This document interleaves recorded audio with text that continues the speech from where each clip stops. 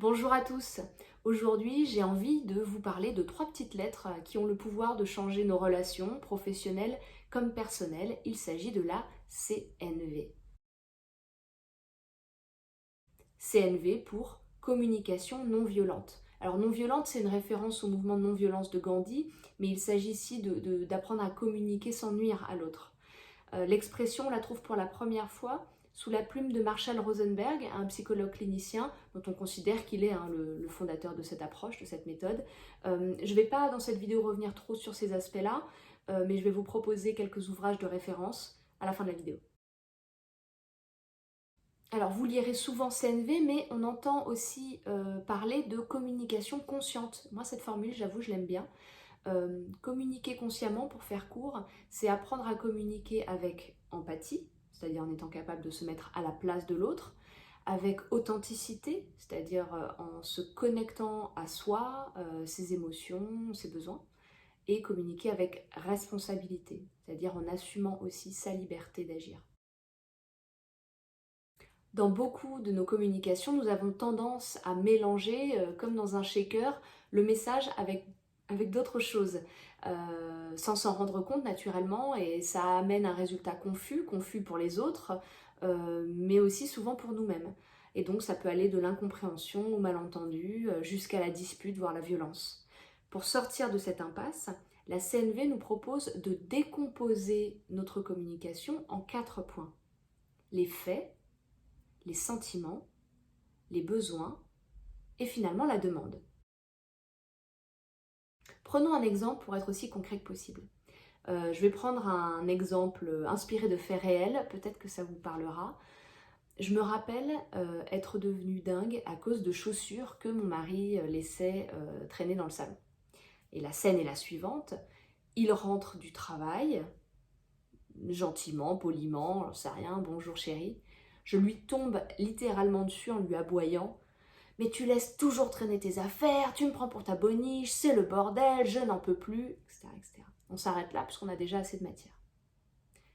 J'ouvre cette discussion avec cette phrase. Tu laisses toujours traîner tes affaires. En ouvrant ainsi la discussion, je n'ai aucune chance que ça fonctionne. Tu laisses traîner.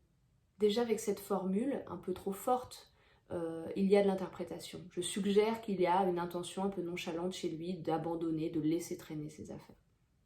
Je dis toujours. Donc là, on est dans quelque chose d'absolu, quoi. C'est toujours, c'est tous les jours. Si la veille, l'avant-veille, il s'est livré à une opération ménage, rangement, il va le vivre avec beaucoup d'injustice, quoi. C'est quoi cette attaque? Mais non, tu me dis ça, t'es gonflé. Hier encore, j'étais en train de ranger, je ne sais quoi. Et puis, je dis tes affaires. C'est très vague en fait, hein, et donc là aussi j'ai beaucoup de chance de déclencher chez lui un sentiment d'injustice parce que probablement qu'il ne laisse pas traîner toutes ses affaires et donc va mal le vivre. Chaque mot que je prononce dans cet exemple va susciter de la résistance chez mon mari. Il va mettre plus d'énergie à préparer sa réplique et à se justifier qu'à m'écouter. Je n'ai alors aucune chance qu'on accède à ma demande. Je n'ai aucune chance qu'on me comprenne vraiment. Donc c'est une stratégie, cette espèce d'attaque un peu confuse, ce bouillon énervé où se mêlent des faits, des sentiments, des besoins et un peu de demande. C'est une stratégie qui n'a rien de constructif. Je n'arriverai pas à un salon mieux rangé en attaquant ainsi mon mari, je le sais. Donc le résultat, il est un peu triste parce que je vais sortir de tout ça probablement déçue et triste, énervée aussi. Et puis probablement que dans le contexte de cette conversation qui va s'envenimer, on va se dire des choses qu'on regrettera. Si je veux communiquer de manière consciente ou non violente, je peux essayer autre chose. D'abord, observer le plus objectivement possible les faits. C'est un exercice hyper important de s'obliger à revenir aux faits, juste les faits, sans affect, dénués de jugement, parce que on va être obligé d'être honnête aussi avec les éléments qui sous-tendent notre état et notre réaction. Est-ce que c'était une attitude? Est-ce que ça a été un mot qui a été prononcé? Une discussion? Une scène dont on a été le témoin? Ça va nous obliger aussi à sortir des perceptions définitives, hein, comme le toujours que j'ai utilisé ou le jamais qu'on peut prononcer. Ça va ramener de la nuance. Quand quelqu'un vous a dit 2 fois je ne sais quoi depuis le début de l'année, c'est pas la même chose qu'il me dit à chaque fois que je le vois. Donc dans mon exemple de chaussures, ça pourrait donner il y a eu, tous les soirs de cette semaine, 4 à 5 paires des chaussures de mon mari sur le sol du salon. Or, il y a un meuble à chaussures dans l'entrée. Après l'observation des faits, eh bien, on peut être davantage conscient de ses ressentis. Les émotions, c'est la deuxième étape du processus de CNV. Mettre des mots sur les émotions ressenties face à la situation qu'on vient de vivre. Là, pareil, il s'agit d'éviter tout jugement sur son interlocuteur pour ne parler que de soi, ce que je ressens moi. L'autre ne peut pas contester ça, c'est ce que je ressens. Alors un bon indice à cette étape, c'est d'être capable de ne commencer ses phrases que par je et d'éviter le tu, le tu qui tue comme on dit, mais parce qu'il y a quelque chose vraiment de l'ordre de l'attaque et de la supposition excessive dans ce tu. Alors dans notre exemple, cette étape des émotions, ça donnerait, à la vue de ces chaussures qui traînent, eh bien, je me sens découragée et en colère. Quel que soit mon état en rentrant dans l'appartement, je vois bien que je deviens de mauvaise humeur, je fulmine et je ramasse ces chaussures en pensant très fort qu'on me prend pour une boniche. Donc ça y est, les faits sont décrits, les émotions sont formulées. On peut arriver à la troisième étape, l'étape des besoins. Il s'agit d'identifier les besoins qui sont à la source de l'émotion ressentie. C'est une étape qui est souvent compliquée parce qu'elle va impliquer de bien se connaître et puis aussi de s'autoriser à exprimer ses besoins.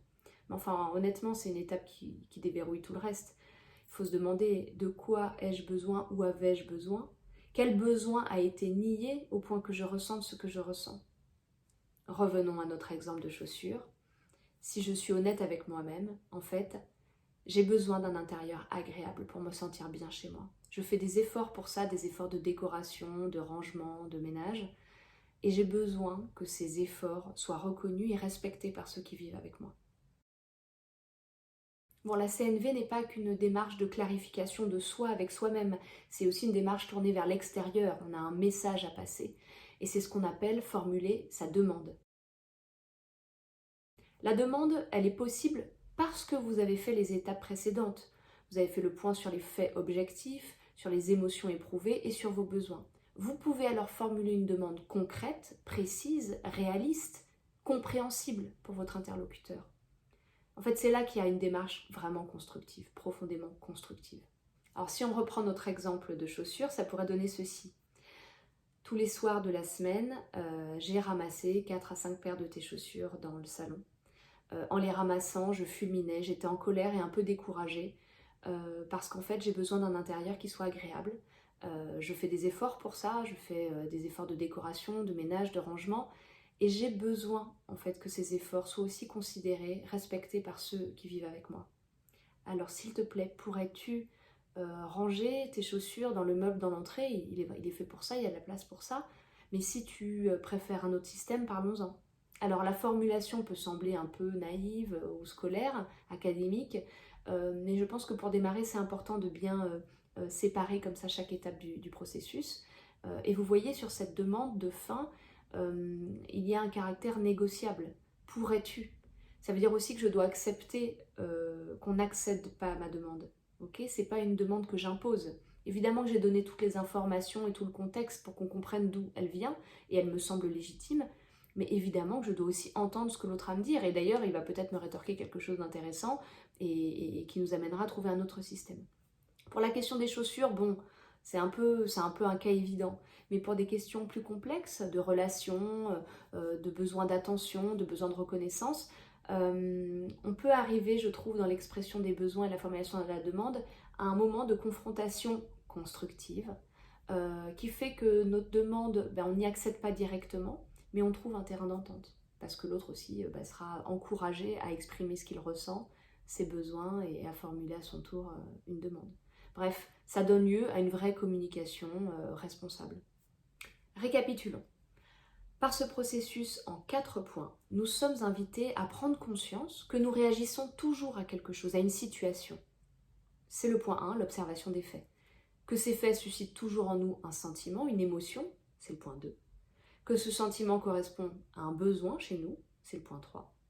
Qui nous invite à formuler une demande réaliste et négociable, c'est le point 4. Finalement, la violence, extériorisée ou intériorisée, elle est souvent le fruit d'un manque de vocabulaire. C'est souvent l'expression d'une frustration de ne pas avoir trouvé les mots pour se dire. Et la CNV, cette méthode, cette approche, elle nous donne des clés pour trouver davantage ces mots, les mettre dans le meilleur ordre possible.